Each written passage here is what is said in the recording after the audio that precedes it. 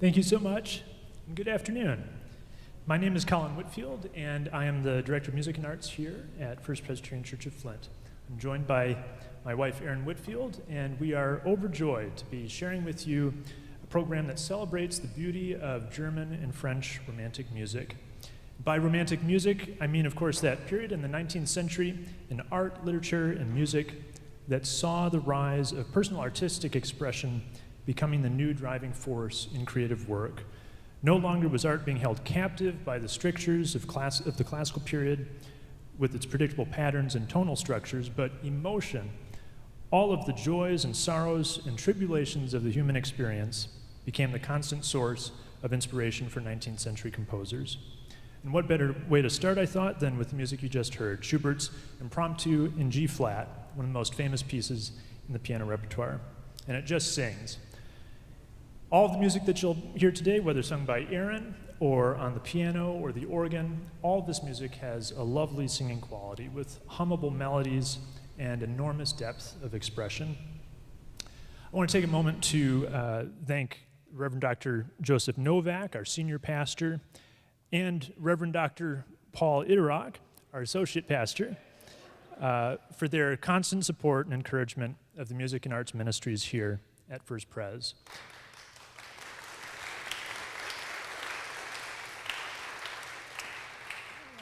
I want to acknowledge Harold Grant, our arts team chair, our facilities staff here at the church led by Dennis Goodman, and our live stream crew for today, Josh Kennedy and Glenn Schofer. There is a reception after the concert in the Great Hall around the corner, and thanks to Dawn Valley for making preparations for that as well. Some of you are visitors here today, so I just want to stress that this is a church that truly practices what it preaches. It is remarkable the extent to which First Pres is engaged within the community of Flint and actively seeks to lift up those in need and to share God's love with all. So it is my sincere honor to be a part of this community and to be with you all today. Thank you all for coming, and please enjoy.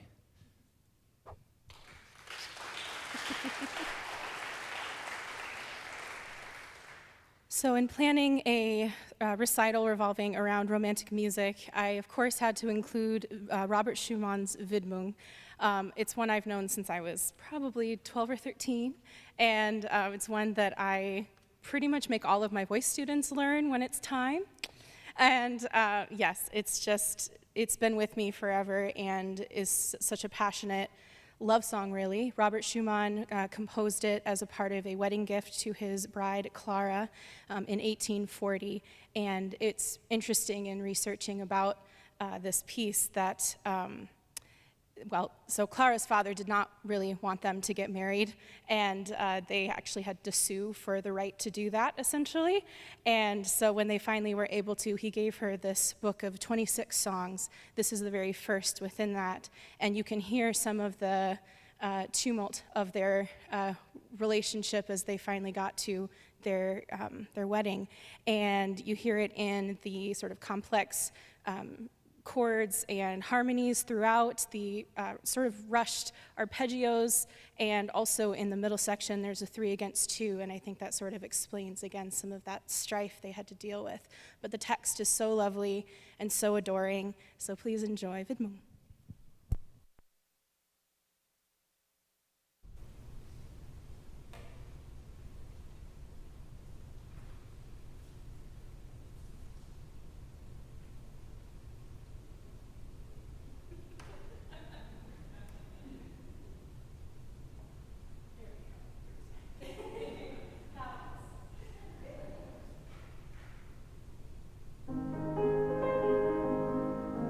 Oh,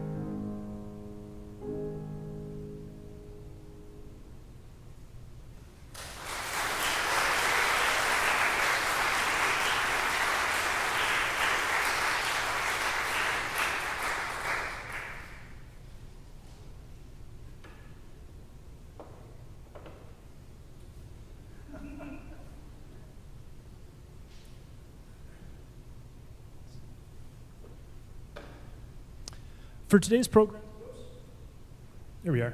For today's program, we decided to do something that's a little unusual in classical concerts these days, and that is to break up a multi-movement piano sonata and place different movements of the sonata at separate points in the program. Interestingly, though, this was a practice that was much more common. It was very common in Beethoven's day. Beethoven's sonata that I selected for today, number 31 in A flat, is the penultimate or second to last piano sonata that Beethoven composed. With this being one of his late period works, it is safe to assume that Beethoven was completely deaf when he wrote this sonata. Of Beethoven's 32 piano sonatas, this is my favorite, at least for now.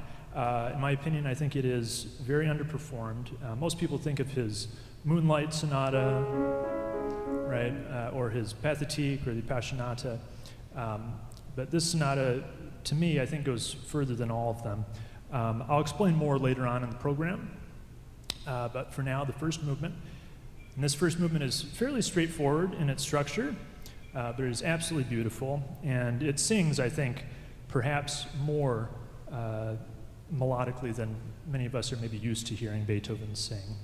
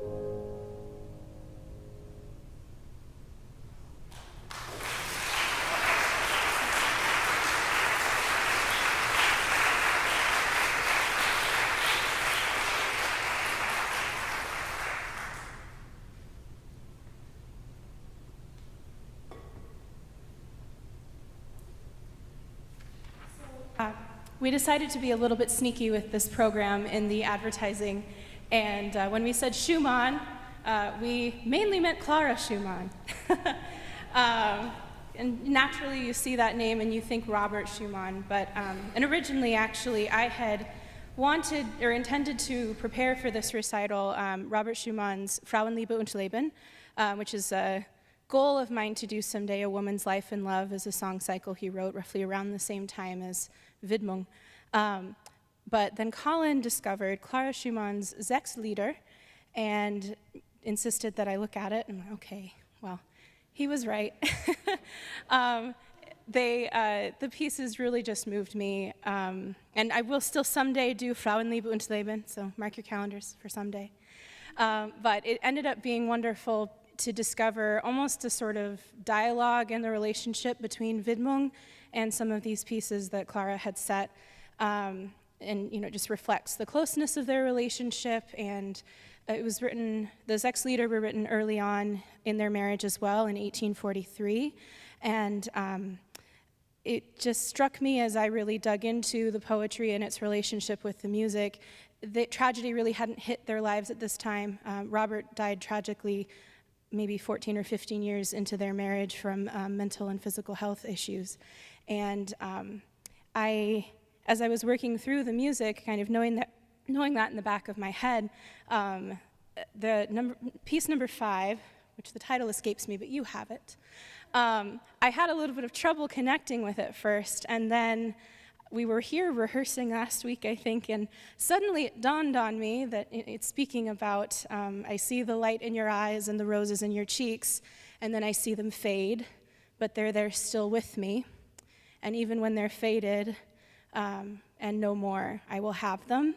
And just knowing what they would face, 12 years later, after she had put all this music together, I was weeping. Maybe, yeah. So I'm going to try to hold it in. But so just to be able to know and understand that relationship and see that dialogue throughout this music has just been really, really special. We both have our favorites. Number 2, Sie lichten, Sie... again, you have the titles. I find so cheeky and almost like a little warning about not telling someone you love them. I like to get dramatic when we practice. You'll hear some of the chords and the rhythmic emphasis on just the pain, the driving pain. But it's a little cheeky to me too. Number 3, Liebeszauber, just a beautiful, beautiful scene of nature, and you can hear it in the music and, of course, in the text. And Collin's favorite is number 4, about the moon shining over the village and these dreams of love that get sent to their loved ones' houses. It ends very dramatically. I stand still in the dark and look out the window. So a lot of Sturm und Drang, storm and stress that the Romantic period is known for. Clara Schumann in particular, her music and her Lieder, voice and piano music, was particularly notable because the piano parts are so complex and so beautifully join with the music. So please do refer to the text and translations that you have with you as we go through this, and this is Sechs Lieder. Thank you.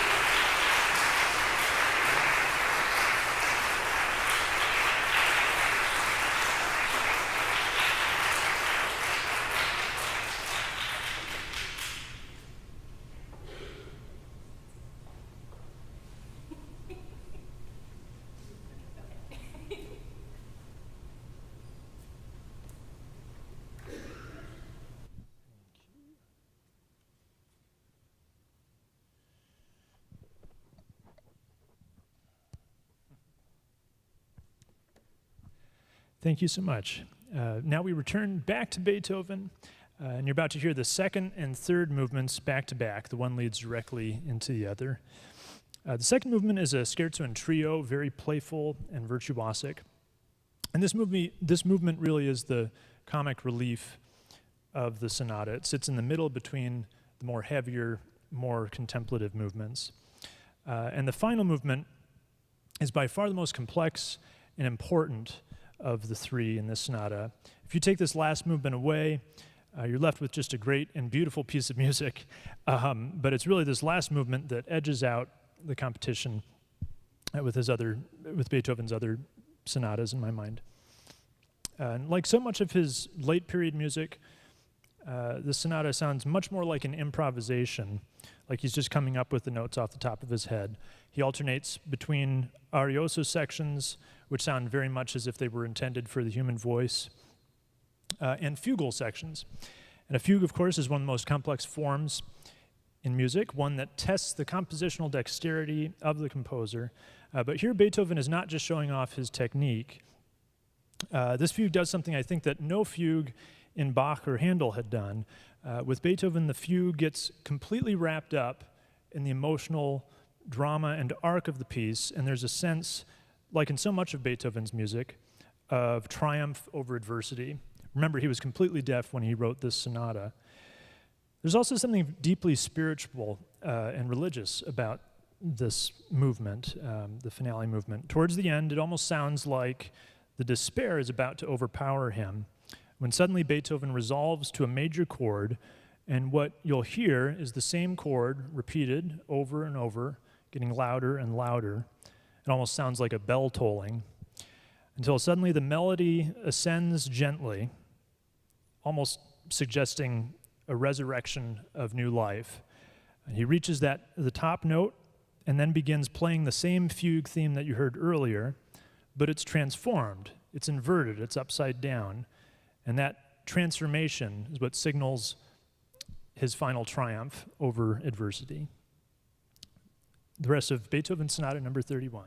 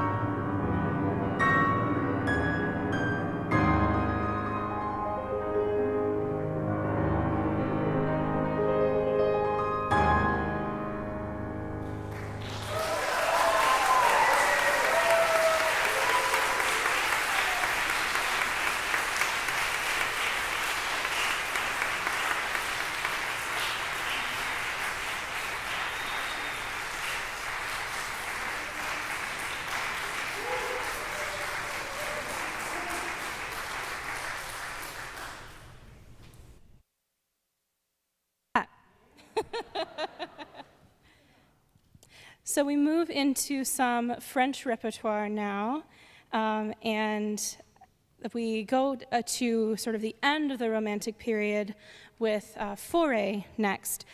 And his music really does connect the end of the Romantic period with what becomes early 20th century modernism. He was born in 1845, which is not long after Clara and Robert were married, and Chopin and so many other, Schubert, so many other of like the height of the Romantic composers were doing their thing. And then he died well into the Jazz age, the early 1920s, and so just to think of the span of that life and everything that changed musically in that time, it's pretty remarkable. His influence also carried echoes of Romanticism into the modern era. He influenced, oh gosh, I didn't write all these down, did I?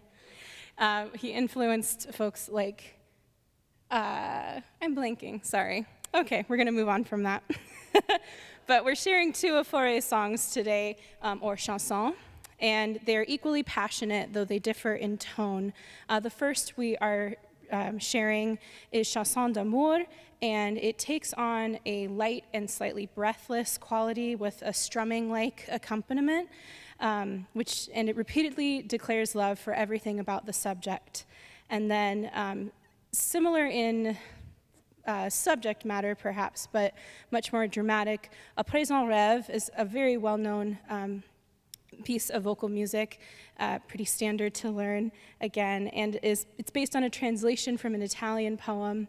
It takes on a much more moody approach, and there's a somber, somewhat stark accompaniment, though very full of rich chords, and it allows the vocal line to just reach these soaring heights, reaching after a dream that you've woken up from. So, Chanson d'amour and À présent rêve.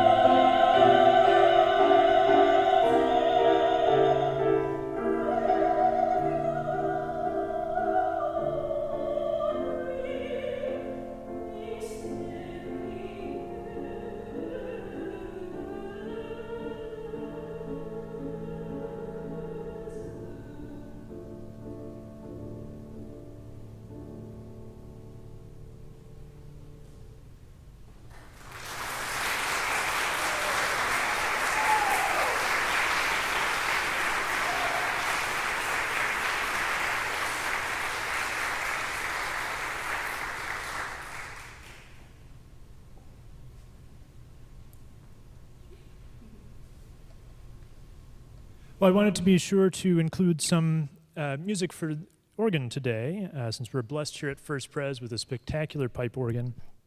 This is a 1963 Chance organ that has been refurbished and revoiced by Golding & Wood. It has 73 ranks and over 4,000 pipes in total. It is a joy of an instrument to play each week for worship on Sunday. So to close today's program, here's one of the great works of the organ repertoire. This is César Franck's Chorale No. 1 in E major. Franck composed his 3 chorales for organ in the last year of his life in 1890, and they're arguably his greatest compositional achievements. This is deeply spiritual music. Normally when you think of a chorale, you think of very straightforward hymn-like music, but here Franck completely expands on what a chorale can be. He lets the melodies just soar and gives them all kinds of variations and harmonic developments, explorations throughout. The piece is about 14 to 15 minutes in length, and I think it gives a very good impression of all the different colors on this organ, from the quietest flute stops to the fullest reeds. So thank you again all so much for coming today, and please enjoy Franck's Chorale No. 1.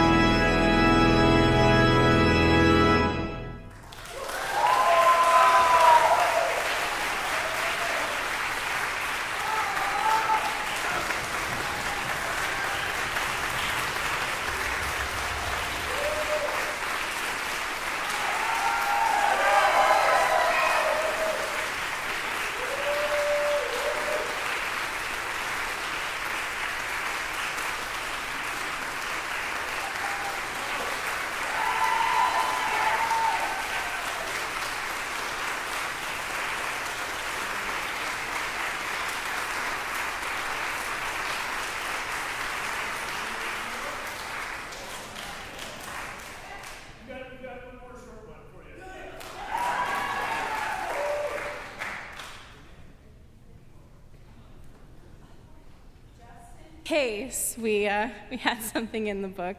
We're returning to Schubert. This is An die Musik, which is an ode to music. I'll read you my favorite translation really quickly. O noble art, how often in gloomy times when life's vicious circle encompassed me, you have kindled my heart to the warmth of love and transported me to a better world. Often a sigh escaping from your harp, a sweet and blessed chord from you, has opened up to me a heaven of better times. O noble art, for this I thank you. Thank you all again so much for your love and support.